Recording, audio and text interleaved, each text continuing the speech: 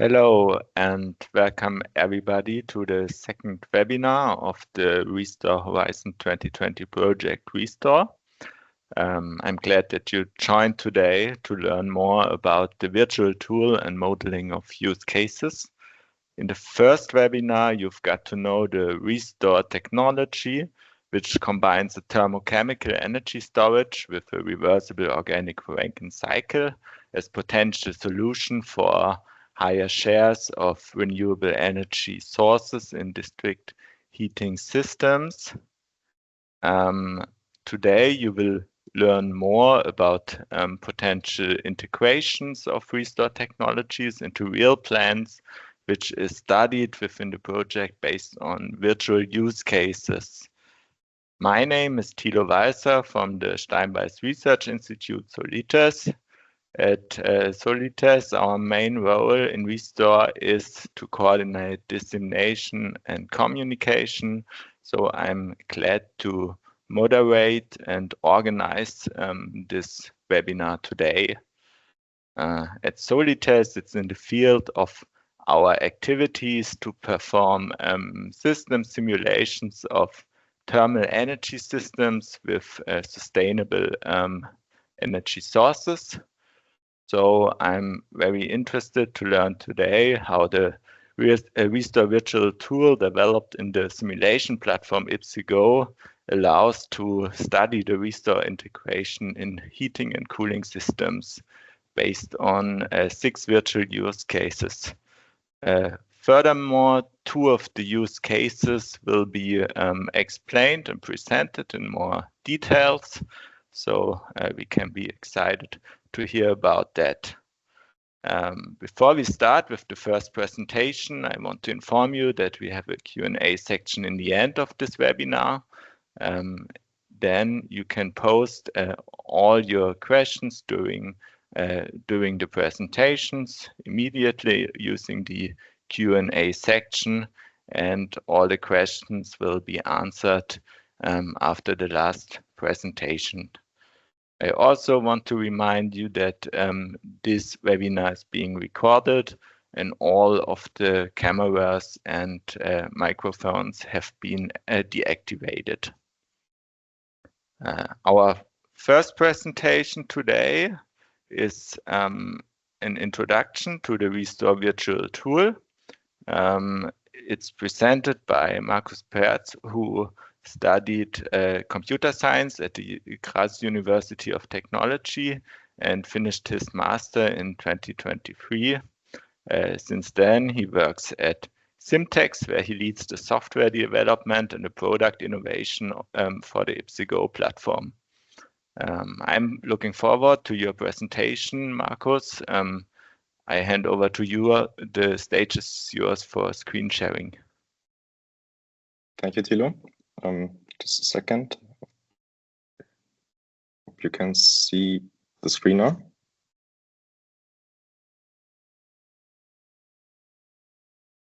We can see it. Yes. Okay, now we can see it. Now it works. Okay, perfect. Let's get this off the screen. Okay, perfect. So thank you for the kind introduction. My name is Markus Perz. As Thilo explained, I'm a software engineer at the ipsigo development team at SimTech, and I'm here to present you the Restore virtual tool today, or give you at least a quick introduction to it. So let's take a look at the outline of my talk. We will first see the objectives of the Restore virtual tool, what is all about, and the goals we are trying to achieve. Then we'll take a look at the concept and the implementation of the tool itself. Before we dive into the Restore virtual tool and its usage, we will explore some demo cases, and you will see how all things come together at the virtual tool. We'll also, as the last step, take a look at the public use case exploration that we prepared, and there will be a quick and short demo. So coming to the objectives, a part of the project proposal was also to implement a virtual concept of the Restore project itself. In it, we try to develop a web-based simulation platform to provide the use cases in an interactive and innovative manner. stakeholders should be able to implement the use cases and the testing cases by themselves. And it should, the goal of this approach is to organically grow the platform and provide extensive access to the Restore project results and the entire project itself. There should also be the possibility for interactive testing of the use cases and the provided results by a broader audience without them requiring any special access or special permissions for that matter. So let's take a look at what we have at SimTech. So we as a company are quite well known in the process simulation and environment. We create for more than 30 years. We develop a product that is called ipse-Pro. It's a product that is available for the Windows platform, and it contains a set of equation-oriented simulation solvers that are quite extensively used already in the industry. With it, we also ship something that is called the Model Development Kit.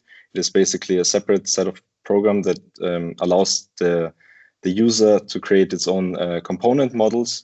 And with this generic approach to simulation, it is quite simple to extend the simulation needs to other areas and to expand to new areas such as the Restore project.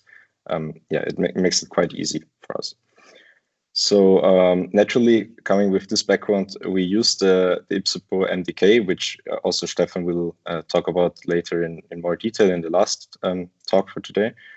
We use these tools that we already had to create the Restore lib, which is still an ongoing process, but this Restore library contains all the component models that should matter in the Restore context.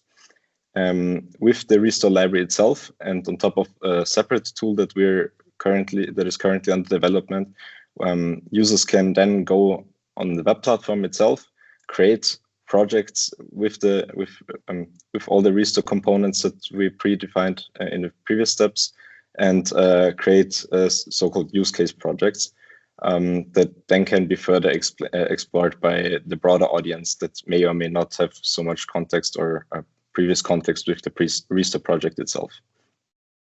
So let's take a look at the actual tool. As you can see here on the right side, this is a screenshot of the ipse-Go tool in use. We built the Restore virtual tool on top of ipse-Go, which means that all the benefits of the web application, or ipse-Go is a web application, all the benefits that come with that are already quickly and easily implemented also on top of the Restore virtual tool. This means that users can easily access the tool via their favorite browsers. It should work on all browsers and without any regards or preferences to an operating system. Users are not required to download or install the software. So it also eliminates this barrier that some users might have. And we also have the benefit also from an implementation standpoint, but also for the users, there's this benefit of automatic updates, which ensures that they're always on the latest state of the ongoing development iterations. And it also ensures that we can provide them with new updates to the use cases as fast as possible. So how does the Restore library actually look implemented on top of ipse-Go? How does the virtual tool, how is the virtual tool implemented? So as you can see, and as Stefan will explain later as well in more detail, we provide the Restore library provides 80 model components that are carefully crafted and are already from now on available on the ipse-Go platform. And with these tools and with these components that can already be used to craft projects, we also provide example projects, which are basically a set of pre-laid out components in a configuration that already was tested before, that is deemed usable and can be used as an inspiration for further projects. We are currently planning also to create or with the help of the the Restart project stakeholders, we are trying to create the use cases as described in earlier stages, and they will also find their place here on the Restart library page. So how does this work? How do users create projects on the ipsigo platform? Stakeholders require an ipsigo login or an ipsigo credentials to the platform. This can be easily achieved via project or by contacting us. And after a successful login, they are presented with this, what we call the dashboard, where usually all the information they need lives on. Users can then navigate to their projects page, where they, similar to other tools such as Dropbox or Google Drive, they can select projects they already have or create a new one and open this project, which also means that it is locked for further interaction with it. They can then mutate the state of the project and save it again. And we tried our best to make this as intuitive and as similar to other tools the user might already know as possible. So coming now to the main part, as soon as the user opens this editing tool, he is presented with a very graphical or very easy to understand graphical user interface. All the components live on this left side here. All the pre-defined components that were created in previous steps when creating the model library, they exist here. And by simply searching for the components they require and by dragging them onto the flow sheet, they can then connect them and lay them out as they see fit for their use case for the project they're creating. They then can parameterize the objects by simply double clicking on them. And it should be very straightforward when coming from other similar tools in this area. So of course, just editing and laying out the components themselves would not make so much sense. We are also interested in getting results back from the system. This is easily done by clicking the calculate button, this small little play button we present on almost every page. Users can click on it, and doing that starts a calculation. These calculations run on our servers, which ensures that there is no divergence in the result quality itself. So every end user device should receive the same result, which makes testing, development, and also quality assurance, of course, very easy. And the users can expect the same quality for all their projects on all their end devices. So since this is only a quick introduction, I can only show you so many features at once, but there is still many more features to explore. As we already discussed, there is a modern and intuitive user interface to the Restart virtual tool on top of ipsigo. We also provide a built-in version management, which makes dealing with error states quite easy, because you can always go back in history and back in time to a state where the project still made sense or was in a better shape. We also support charts and scripting for some extensibility from the user side. And of course, since this is a web application and collaborative tools in the web are always given a lot of priority, and it also made a lot of sense for us in the Restart project to do so. We allow project and file sharing on a group basis, but also on an individual basis, which means that users can collaborate in groups. They first create groups, then they can share projects in this group and allow other users or members of this group to further edit or make changes to the project themselves, which is a very good feature in terms of collaboration and allows us to speed up development by a lot. Also, since we're in the web and in the web links are always present, it is also easy to share a project directly via so-called read-only links, which provides access also to users who don't have an ipsigo account, and can also inspect or suggest changes to an existing project. With this, we come to our the last topic the last feature that I want to present, which is the so-called embedding. And embedding allows us to take an existing project, or for example, a Restart use case project, as we are planning to do, and place them on a different website might be on a completely different domain or owned by a different company. We'll take a look at our example use case page that we are currently developing. Bear in mind that this is still a very early stage of development. So what you can see here is that the green navigation bar on the top, it also says under construction here, is a different or completely separate web page. And we have what we call the embedded virtual tool inside here. As you can see, it bears a lot of resemblance with the editor that we have seen in previous steps. And the project creator or the project maintainer is responsible for defining a certain set of inputs and outputs that are considered easy to manage or to edit by users without too much previous knowledge of the Restore projects themselves.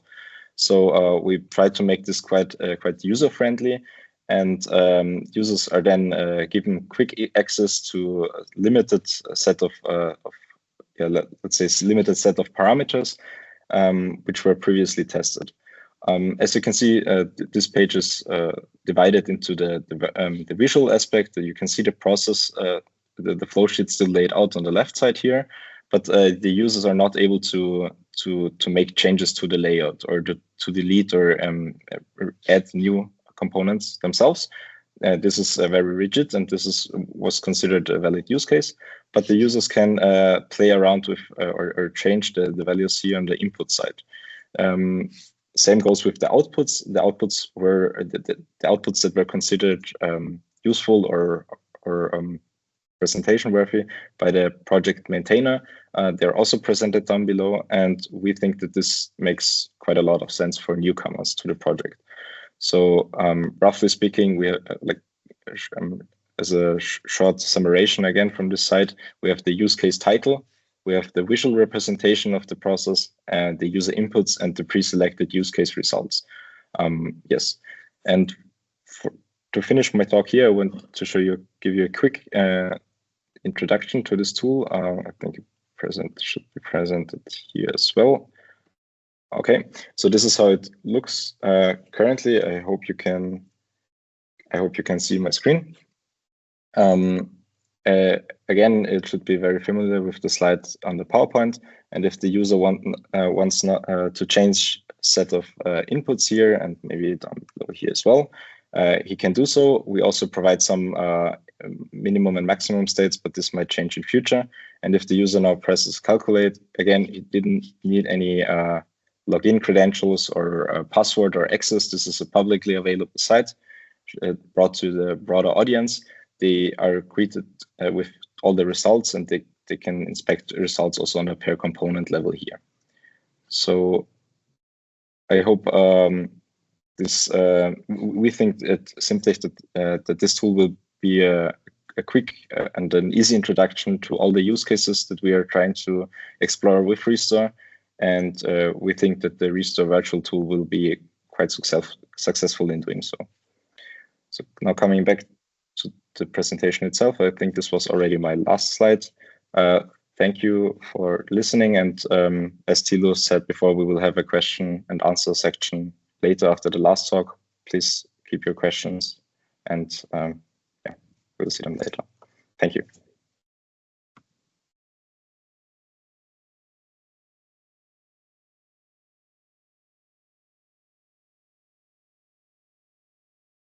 Yeah, thank you, Markus, for this quick introduction to the Restore virtual tool and the ipsgo platform. I think it's quite impressive how this web platforms allows to collaborate on projects on a web platform based way. And we can be excited how it can serve to model the virtual use cases. Now we will continue with another use case. It deals with the university campus of Milano and is presented by Dario Alfani, who is an assistant professor in the energy department at Politecnico. His research focuses on power systems using non-conventional power cycles and he is also an expert in the reversible organic Rankine cycles, which is one of the key technologies of the restore system.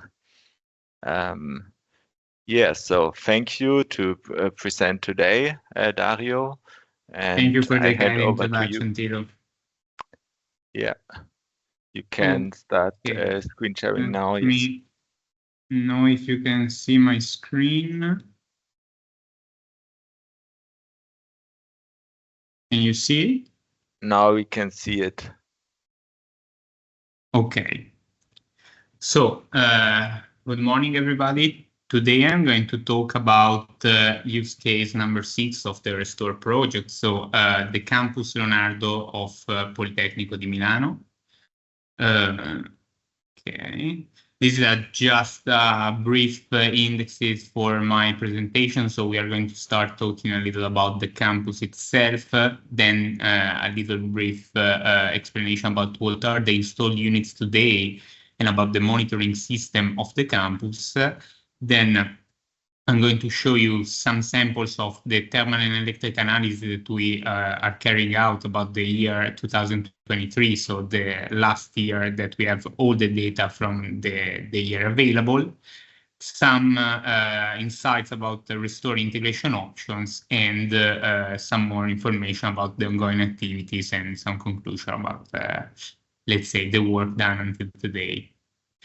So, Politecnico Leonardo campus is located in Milan. It's one of the 2 biggest campuses of Politecnico di Milano, which are probably the biggest university in Italy related to technical sciences and engineering.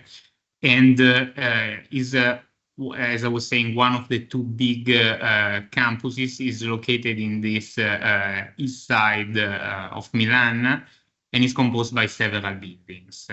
Actually, from several years, I think it was around 2015, 2016, it's mostly working thanks to a centralized unit, which is located in this red, let's say, square that I pointed out here, and is distributing with a district heating network the thermal power needed in order to have space heating for this set of buildings, while for the district cooling necessary during summer is just providing the thermal power to the, let's say, the cold thermal power for this set of buildings. How it is doing it? We have 2 natural gas-fired boilers coming from each caldaia. The model is the TNX 6000. Each of these boilers is rated at 6 megawatt of thermal power, and they can produce hot water at around 10 bar, 110 degrees. Actually, the hot water production is very variable along the season due to the return temperature of the water. So we are going to see that in the data there is going to be some inconsistencies, but it's mostly due to the fact that the return and the supply temperatures are slightly different related to the period of the year. From some years now, we are also adopting a CHP module. It's fueled by natural gas from Chembacher.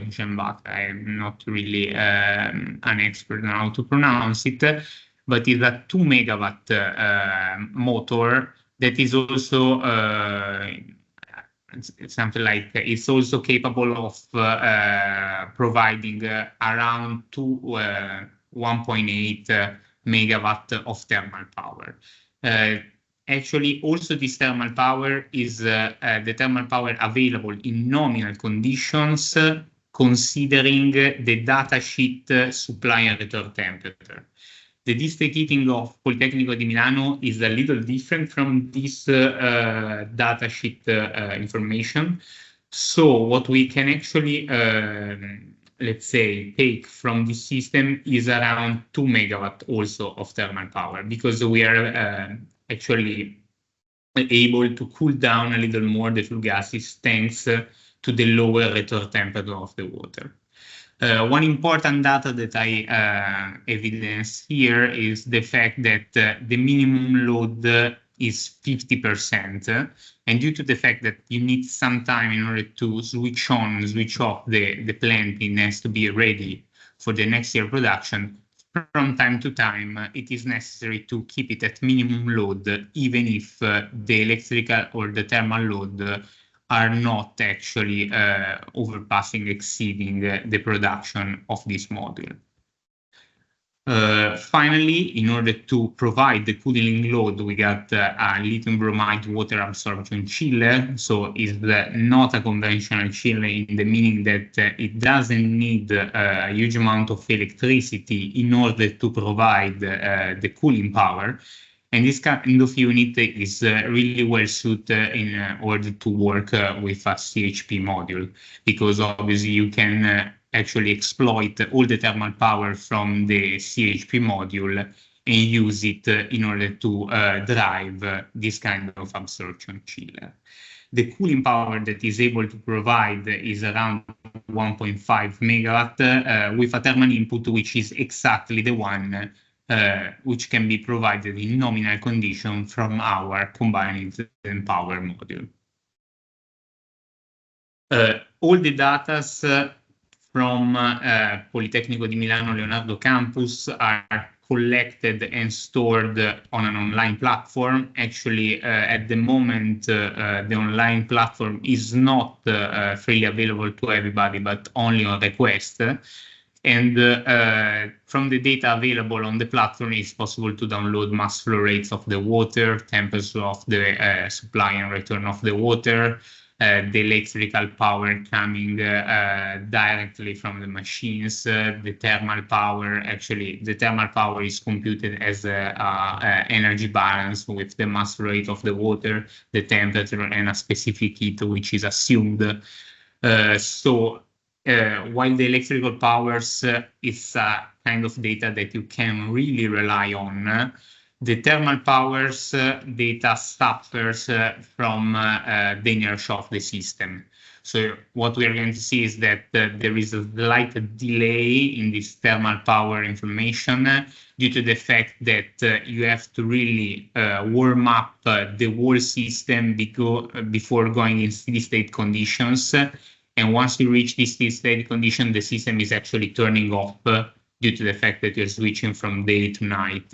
And so this continues, let's say, periodical changing in the condition is actually producing some delay in the thermal data that we're going to be able to see from the graphs. The data available on the platform is generally provided as a 1 hour aggregate. So what they're measuring is they're sampling the measuring every 15 minutes, 10 minutes, 5 minutes, depending on the specific measure. But in the end, they're doing some aggregates in order to integrate the data over 1 hour. So we are not going to have actual mass flow rate, but the amount of water flown during 1 hour.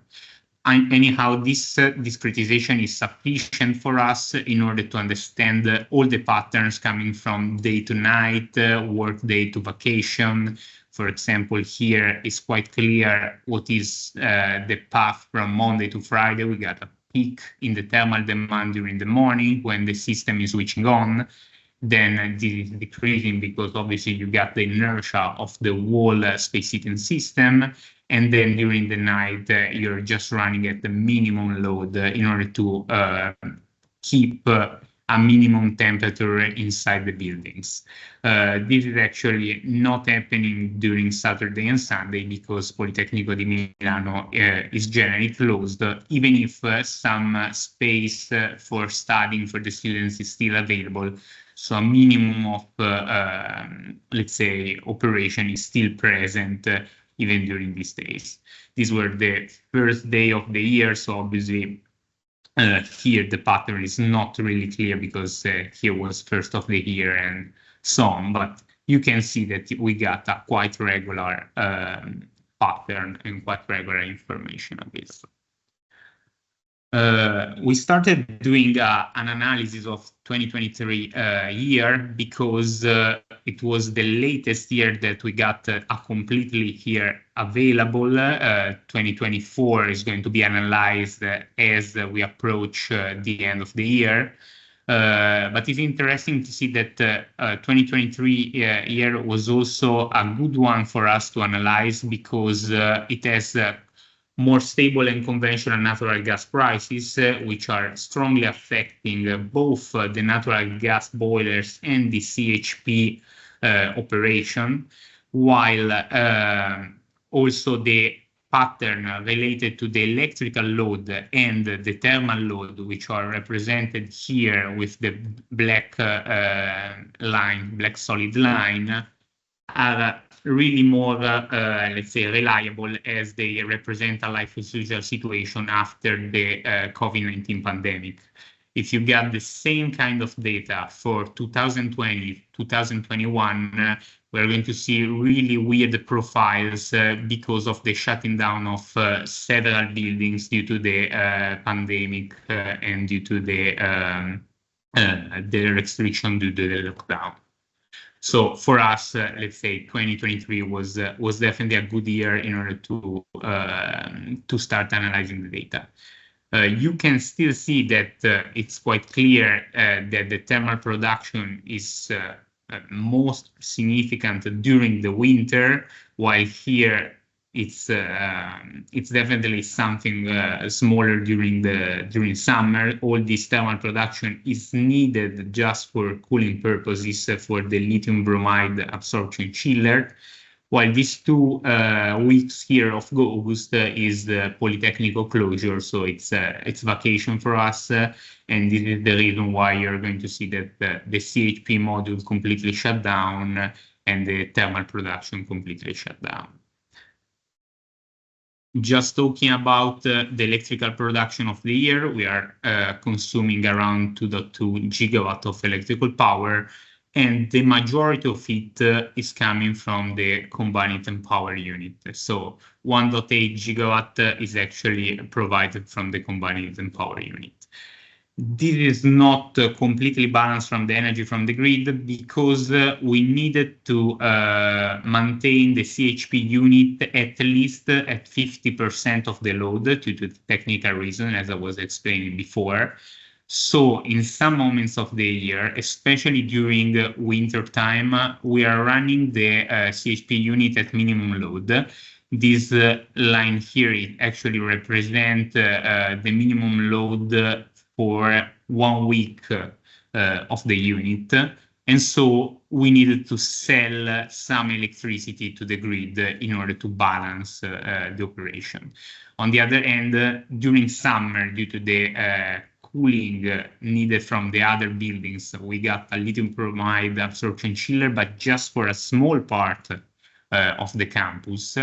So we need definitely more electricity, and this is the reason why we need to actually buy some of the electricity from the grid. Talking about the thermal production, as I was saying, is definitely more significant during winter with 9.1 gigawatt hours of thermal production, which is split almost equally between the combined heat and power unit, the cogenerative unit, and the boiler. Completely different is the summer, where the combined heat and power unit can provide 100% of the share of the thermal production needed, so the load needed, and the boiler just is turned on for some residual when you really need to boost maybe in the morning and so on, but it's really a way smaller production, which is not even can be seen from the graphs. Something interesting, so from these graphs that are strictly a comprehensive and overall point of view, is that anyhow, during winter, we got some electricity production, which is surplus, and we are selling to the grid. And actually, this electricity could be used instead in order to store a potential restore system. So this is definitely a period of the year in which it could be interesting to exploit the potentiality of a restore system. It's a little more complicated to actually understand if we got also potential from a thermal point of view. So we definitely got the electricity to charge a potential restore system, but from these graphs, it's not really clear if you also got the thermal power to do it. So what we did is to get a little deeper in detail in the intra-week behavior of the system. So in this case, we are passing from a weak aggregate to hour aggregate kind of measure. So this is kilowatt in each hour of production of the system. And you can see that we definitely have some exceeding electrical production here. But this electrical production is generally also coupled to some excess thermal power. How we can see this excess thermal power? It can be seen from this graph. The CHP production is the, let's say, blue bars. And it is possible to see that even if the plant, the CHP plant, is running all the time at 50% load, from time to time, the CHP thermal production is decreasing. This means that the flue gases coming from the CHP are actually diverted to the environment, so are rejected to the environment part of this mass flow rate, and is wasted. We can actually use this excess thermal power here in order to charge the restore system with this electricity here. Actually, there is still some discrepancy in the time, so some time shift between the thermal power surplus and the electricity power surplus.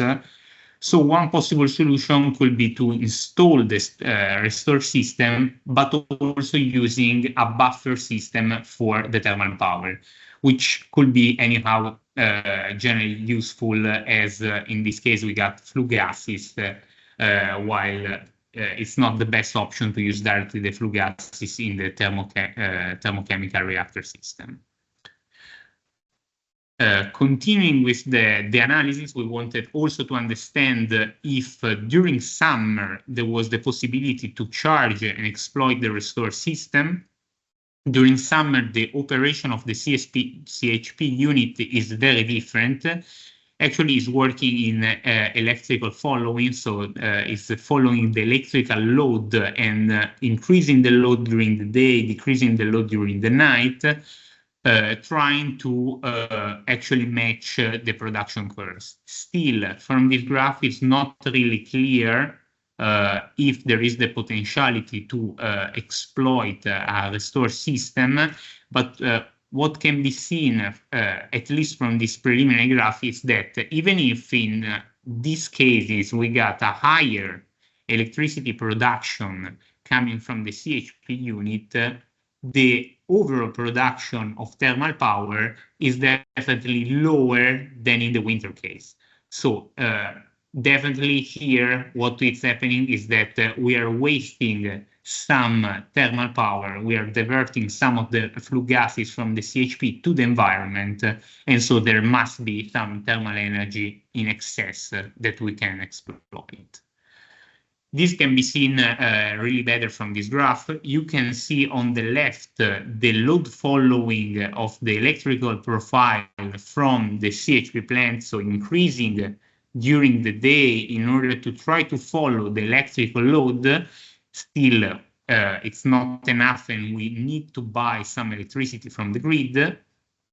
But at the same time, you can see that the same profile can be also shown on the thermal profile. So we got an increase in the cooling demand. So the CHP thermal power is going to the lithium bromide absorption chiller, but it's not really clear if we are exploiting the whole potential from the flue gases. Still, here I plotted the maximum full load thermal power potential. So what we can achieve, this full load thermal power is what we can achieve when we are working at 2 megawatt, while the minimum technical load thermal power is what we can achieve when we are working around 1 megawatt of electrical power. So definitely there must be some thermal power that we are actually waste into the environment. And also here, there must be some potentiality for a restore system. It must be noted that in this case, there is not a lot of electricity available directly from the CHP. It's definitely lower than with respect to the winter case. Still, generally during these, let's say, midday periods of summer, we have a lot of PV excess potential. So it could be integrated with some other renewables like photovoltaic, like wind, in order to charge the system with this excess thermal power that we got available here.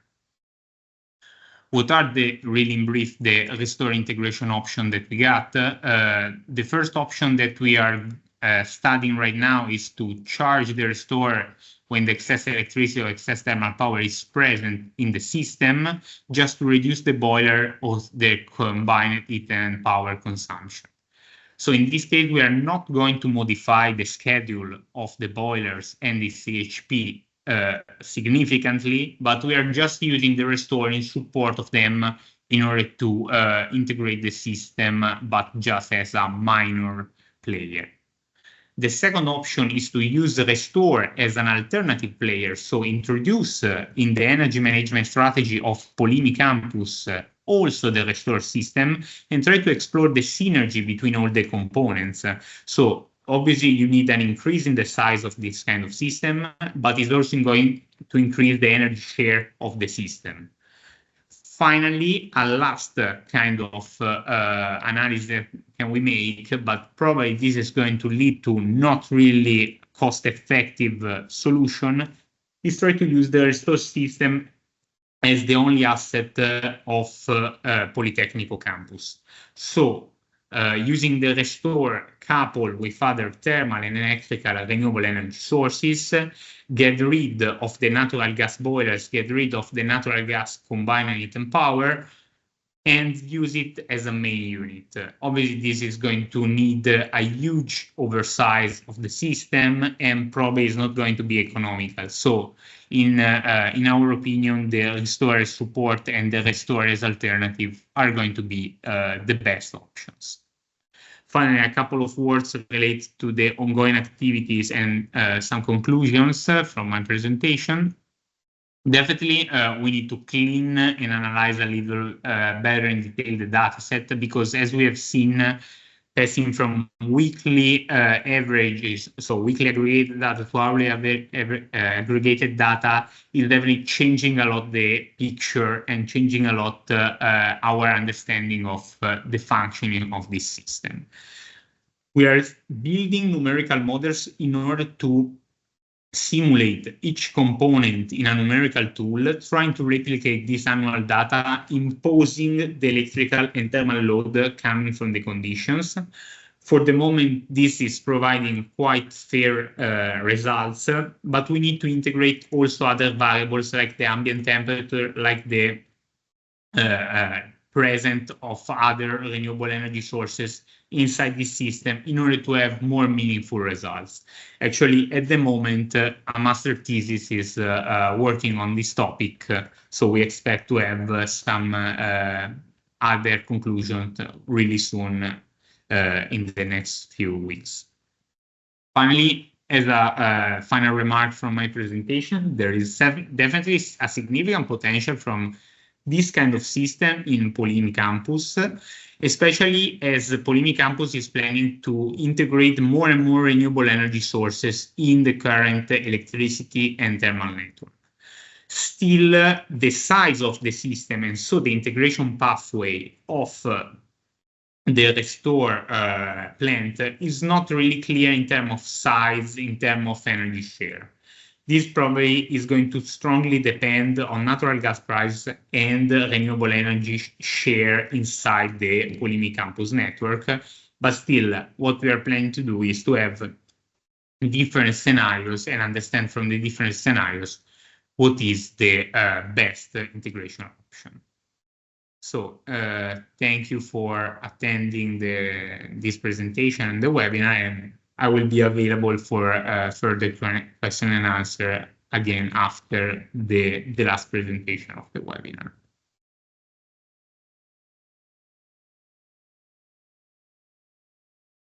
Yeah, thank you, Dario, for this great presentation and showing us this use case, which is very interesting, especially due to a significant demand of both heating and cooling. And we will see what option for integrating restore in the current system will be the best. Now I will go on to the last presentation of this webinar. Stefan Bergmann from SimTech will now explain how the use cases will be modeled in the frame of the Restore project. He works in the company since more than 25 years after graduating in chemical process engineering at the Graz University of Technology. As senior application engineer, he's one of the main developers of IPSE Go and IPSE Pro, and he's also involved in the frame of Restore in the modeling of the use cases. So glad that you're here today, Stefan, and the stage is yours for sharing your screen. Okay, I will start sharing my screen. Welcome everybody. I'm happy to be here today presenting the Restore virtual tool and how the use cases can be modeled using that tool. To be correct, I'm not one of the main developers of the IPSE Pro and IPSE Go system because I'm not a software developer, but I'm an application developer. So I'm in charge of developing the model libraries which are used in the IPSE Pro and IPSE Go system. And this is also one of my main tasks at SimTech, that I am in charge of overseeing model library development and also doing actively model library development for the Restore project. So this is what leads me to the outline of my today's talk. I will give you an overview of what component models we have developed for the Restore model library, and this is contained in the so-called Restore lib, which will be mentioned various times, and I will also show you details of this library, how they can be created. Then I will give you a brief overview of the use cases that shall be tackled using the Restore virtual tool, and also want to give you an idea how a user can set up individual configurations using the Restore virtual tool. And finally then, to give you an idea of the current status that we have, I show you the current representation of use case 1. This is the use case which Jan presented in the beginning for the Branderslev plant. So my presentation will have two main parts. One is that I guide you or give you details showing my slides and give you an overview of the concept. And then in the second part, I will go live and actively show you the Restore virtual tool and how it can be used. So in the Restore virtual tool, which is hosted on the IPSE Go platform, there is the Restore lib model library. It is described there, and it grows over time during the project. So we had roughly 2 years of model development for the Restore library, and we have versioning built in. So if some new developments are added, this can be updated on the system, and we try to give the end users of this Restore virtual tool support in various ways by giving a description of the library, providing manuals, and so on, and also giving details about the Restore library itself. The user at the moment, you can see the the model library contains 80 so-called units. A unit is a component which does a certain job for modeling the overall system. And as you can see, we have some various standard units like generators, gears, motors, or also parts which are not related to a real world part in a real plant, like an optimization unit for running numerical optimizations. And others are specific components which are essential for setting up the restore process. And these are the organic Rankine cycle related components. They have a prefix of OR, and you see various here. Later on, I will show you them on the platform. And then we have all the thermochemical material developed and the charging and discharging reactor. This was a major development step for the project, and this was done in close cooperation with Technical University Vienna. Here you see the second part of the components with the thermochemical material. This is coming now here. So this was exclusively developed for the Restore project, and it was the development of this library was done using the IPSI Pro framework, which Markus also introduced in the beginning. And now we can use all these developments on the IPSI Go platform. So in our IPSI Pro equation-oriented process simulation framework, we have the possibility that we define individual component models, and therefore the framework supplies a generic model structure. And this framework separates the domain-specific models from the rest of the code, and thereby we can apply this IPSI Pro framework for various applications. And the restore process is one of these.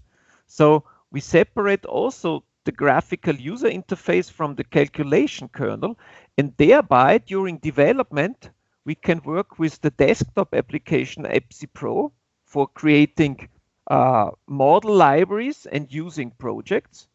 And later on we can then use them now on via the Restore virtual tool on the IPSI Go platform.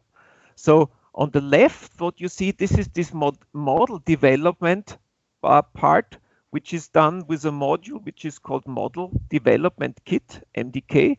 And thereby, we, as the developers in the Restore project, were able to develop the Restore library. Later on, this could be used during testing already in the process simulation environment PSE, the desktop application, and we can create projects there. But now at the same time, we can from IPSI Go, okay, this will come later. And these projects and the model library, one thing I did not mention is that the component models, they make use of a predefined structure. So we have units, connections, and global models, which we can develop. And what you see as icons on the screen, this will be units, but we also can define the types of connections which transfer a working fluid through my process. And for example, the thermochemical material is represented in a totally new connection type, which carries these specific thermochemical materials which have been investigated by Technical University Vienna, and a set of these are implemented in the Restore library. And underneath there are some also global component models available which have information which is used by different components in a flow sheet, and therefore it's globally available in such a project. And with this structure, we have structured the elements and the component models that are available in the Restore library. So what the main models which are contained in there are models for thermochemical energy storage, and then those for organic for modeling organic Rankine cycles and heat pumps. So of course, different working fluids for organic Rankine cycles we could already build up on existing models that we had, and we just adjusted them for the main applications that we are doing here in the Restore project. Also adding some working fluids which were not present previously, and so the user has a choice of working fluids for running organic Rankine cycles and heat pumps. Also for thermochemical energy storage, there is a choice of materials available, but over the last months, then it turned out we will focus on one main system, and this I will show you later on when it is implemented, but still the option to work with other storage materials, also if in the future other materials become available and this is continuously then maintained, we can add other materials if necessary. So the latest version of the model library is always available in the Restore virtual tool. We can also over the project update it. Development of the Restore library, the main development is finished now, but if there are some things to be fixed, we can also provide updates for the library. The example models that we have available, they can be used as a starting point for setting up individual use cases, and also they serve as a starting point to learn how to work with the Restore virtual tool. We also have add-ons developed, so additional information can be on the processes can be displayed in so-called charts, which gives very valuable graphical information about the status of a process. So we have temperature entropy, logarithmic pressure enthalpy diagrams, and energy temperature diagrams for heat exchangers currently available. And these charts, they can be activated for any process model that a user builds up with the Restore virtual tool. So to show you the Restore virtual use cases as an overview, which are intended to be implemented. So this virtual implementation is a core concept of the overall project. And the idea is that for specific real facilities, we can show how the concept can be adapted. And these facilities are spread over the European Union. You can see here we have 6 use cases. And on the Restore virtual tool, the project partners and finally also external stakeholders will be able to explore these different use cases by using the Restore virtual tool. Each use case has a slightly different focus. It's always that we have thermal and electrical energy sources which shall be shifted from some operating periods to some other operating periods where it is more beneficial, and the Restore concept is the means to do so. So the use cases we've seen today were use case 1 in Brønderslev, where we have residential and industrial district heat with biomass and solar collectors, and there we will try to integrate the Restore concept into this use case. And what Dario also mentioned was use case 6. And the other use cases, they will also be tackled, and you have to be aware that also the development of the concept for the use cases, this is ongoing work. We are in the middle of the development of this part of the project, so I can show you today here the current status and the groundwork that has been done. There will be about use case 1 an actively running model available. For the other use cases, this is under development. This is a slide which shows how the interaction with the use case providers can happen. In our idea, we have a standard level where you just have certain selected user input, like waste energy that is available, also electricity, and this is put into the system. Then we can run a model calculation in IPSYGO. And at this standard level, the user must not even log into the virtual platform into IPSYGO, but access it from outside, from a web page where you just have the possibility to change a few selected parameters, and the persons who define which parameters are selected, these we call the modeling experts. But that's not only us at SimTech, this is also the use case partners and providers of the use cases who also have access to the IPSYGO tool to change the process configurations directly at the simulation platform. And there, essentially everything can be changed. We can create totally new flow sheets, but to make it easier and also comparable, we have now the status that we have created a set of standard flow sheets, and then these flow sheets are modified to the individual requirements. There we can also change internal parameters of the models, and this I will show you when I go live. So this is the site Markus showed to you. This is the public use case pages. For accessing such a page, one will not need to be logged in. This can be done also anonymously if you have access to the site. As I said, it's under development. A few demo configurations are available which are not related to any specific use case so far.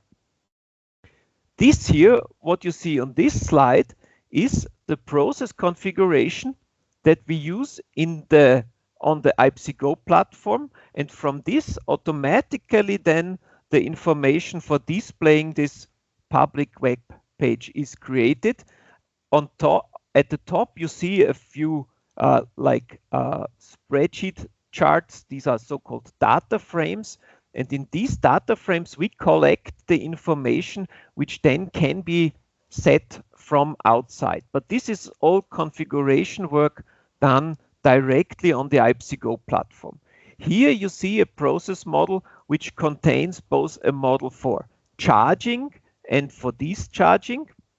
You see on the left side you see the charging operation, and on the right side you see the discharging operation, and thereby we produce charged material which at some later point can be used for running via the discharging reactor an organic Rankine cycle.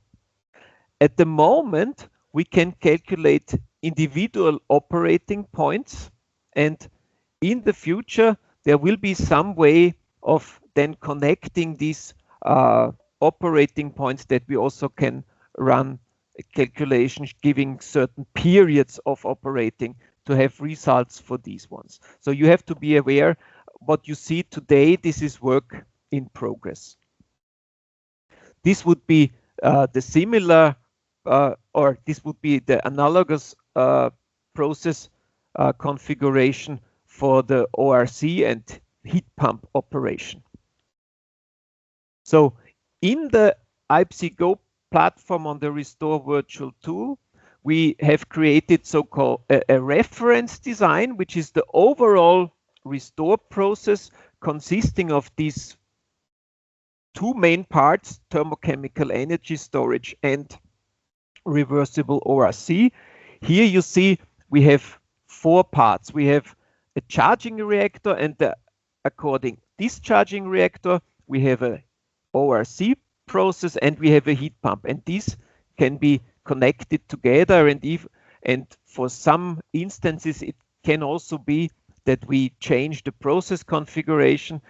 You will see this with the use case 1, where we then said, okay, for charging we have high enough a high enough temperature level that we can do direct charging. So these process configurations are not fixed, but they can be changed by the user. And this is then the user of the Restore Virtual tool. Here on the top left, right, you see the Restore user. And today I will also show you here as being a Restore user who logs into the system. This is now the connection to the actual use case one. Jan also showed this slide in the end of his presentation. And for us, this slide was now the interesting connection to the Restore use cases. So on this flow sheet, we see the potential tie-in points for the chemical reactor to be used for charging. And we see here the tie-in points on the right-hand side. This is it if the heat comes directly from the heat network, and in the middle it's the tie-in point for the chemical reactor where directly thermal oil is used for charging the reactor. Both options have their benefits. First, when we came up with the Restore solution, we said we will tackle this one here first by directly charging the chemical reactor. So in use case one option will be that instead of using a heat pump for charging, we can directly use thermal oil and charge the chemical reactor. This shows up in this process configuration for use case one. Here we see this is the tie-in point from the thermal oil, and we have represented here the thermal oil, and then a heat exchanger to the reactor. This is from the model. The heat exchanger and the reactor, they are decoupled somehow, because thereby we have different options if we change heat exchangers or if we want to add additional details. So this is the option where the heat exchanger is run by thermal oil, but we can also directly run with an organic work Rankine fluid through the heat exchanger. Then we use a different heat exchanger model. This is the use case one in charging and discharging operation combined. So you see in the process, we can also have different process configurations in the same so-called project, and thereby these use case process models will grow over time. What I will do now in the second part of my presentation, I will show you how to use the Restore Virtual tool by using a user account. Then I log in. I have full capabilities to edit projects and run calculations. I can also store them, export them, and then during development and creation of the use cases, also share projects with other users. And this is what I'm going to do now in the second part of my presentation. So here I have my Restore login page. I'm now a general Restore user and log in. And when I log in, I can see here my projects, some of them which I have prepared today for this webinar. They have this WE prefix. And when you see here the dashboard, this contains all the information which is of interest for the Restore users. We have, as you can see, we have access to a user manual, to video tutorials, also some example projects, as I said, for getting started. Then I can have a look at my projects, which I can use. I have also, as an IPSYGO user here for Restore, access to model libraries. These are not available for a standard Restore user. The Restore user can use this Restore model library, as I said here, with information about the current status of the project. I can open a library manual. There you see I have details about what is contained in the Restore library. Just here, the section on physical properties, we have here defined working fluids available for heat transfer, for organic working fluids. There we use the so-called RefProp library with the NIST ref from National Institute of Standards. We have thermochemical materials. And here you see we have different working pairs of materials developed and put in, and what we will use exclusively now in the reactor models is the copper sulfate, which is hydrated and dehydrated. So, but the potential in the library is to include also other working pair materials once they become available. So back to the Restore lib. When I look at my projects, I have prepared here one project to show you how the IPSYGO platform works. When I open it, I can select from the left here, I can select components, place them on the screen and then connect them. This is what has been done here for this model of an ORC cycle. We also have a versioning built in. So you can see when I start, I can start with an empty project, select the components, then set up a basic cycle, add machinery, and here on the Go platform, we store these individual steps. And thereby I can come up in the end here in this version, and this, I just did this for this presentation yesterday. This takes longer than I have time available now, so I will not set up a process live. This is also done in web tutorials that we have available. But here, when I then take my version, I can run a calculation. I hope, yeah, you can see I can obtain results for individual components. I can, for example, here, if I click on open results, I get my result window, how much the generator is delivering. I can explore here, okay, what is set? So I have these set boxes available. I can, of course, I can zoom in to see more details.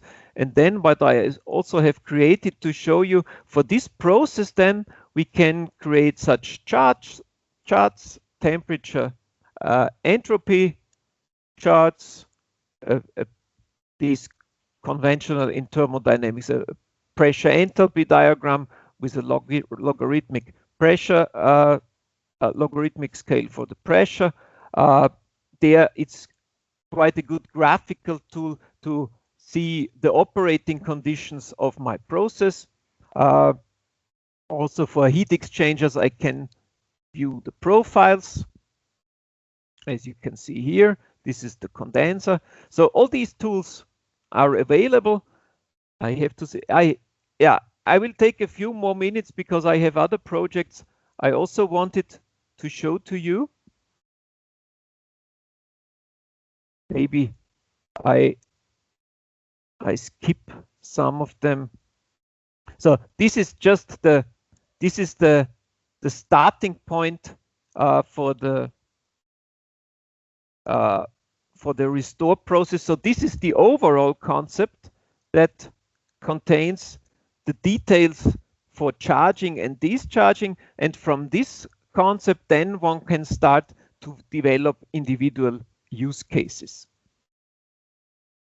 Here we have done this for the website, for the public web page. As I mentioned, we have here in these data frames on top, then one can see, okay, here I have actual values put in, and then we define minimum maximum conditions, and from these conditions described herein we then create the public entry page, and this will be done for the individual use cases over the coming months. So to come to the use case 1 that I mentioned. This has been created now for use case 1 for Brennnesluftwärme. This is now operational, and as I said, at the moment we calculate an individual operating point, and of course we have to make some assumptions for sizing this so that it fits to the Brennnesluft plant. This is under development. At the moment this operates that we see, okay, we have 300 kilowatts thermal energy available for running a thermochemical reactor, and thereby we can create so much charged material. Here to show you just an idea, the charged material, this copper sulfate mixture then has here the possibility. I could also use other thermal materials, but here, as I said, it's the copper sulfate material. But these are these models. They are built up in a very flexible way, so we are able to model these different configurations. And as I said, here in charging, we directly go to the reactor, and thereby we use a different component for charging than if we would use a heat pump. Okay, this I will not save, but of course I can make modifications and then it's saved on the platform. Yeah, and the last case that I wanted to show, this is a combined model. It's a little bit larger with charging and already discharging operation, but with the discharging operation, we have to discuss with our use case partner how this will work in detail. And from this on, over the next months, we will refine the development of the individual use cases. So I hope this was, it gives you some idea what the Restore Virtual tool can do. And now I think I will hand over again to Thilo and stop my presentation. And thanks for your attention. And now I think if there are questions, we are available.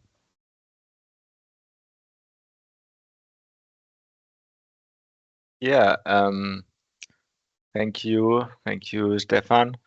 Quite interesting presentation, and also quite interesting to see how the model library looks with the live demonstration. To conclude today's webinar, Restore has great potential to decarbonize district heating and cooling networks, and the simulation platform and the virtual tool allow for investigating different options for integrating Restore into real plants.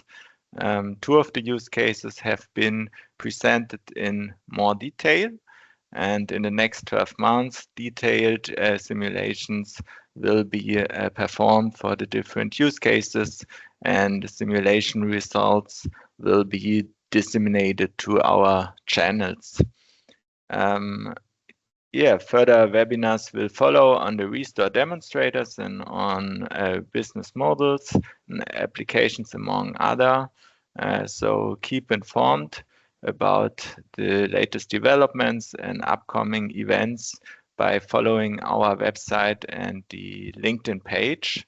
Also, I want to inform you about the user community. We invite you to join the community to be an active user of the Restore web platform. There you will also have the chance to model own use cases to find out how the Restore technology will perform under specific conditions. You can join the community by scanning this QR code and by signing in and getting an active user. I want to thank you with this for joining today's webinar and for following the presentations and discussions. I want to give great thanks to all our experts, technology experts, to the 4 speakers we had today, very informative presentations. And with that, I wish a rest nice of the day to everyone, and I will close the webinar. So have a nice day, everybody.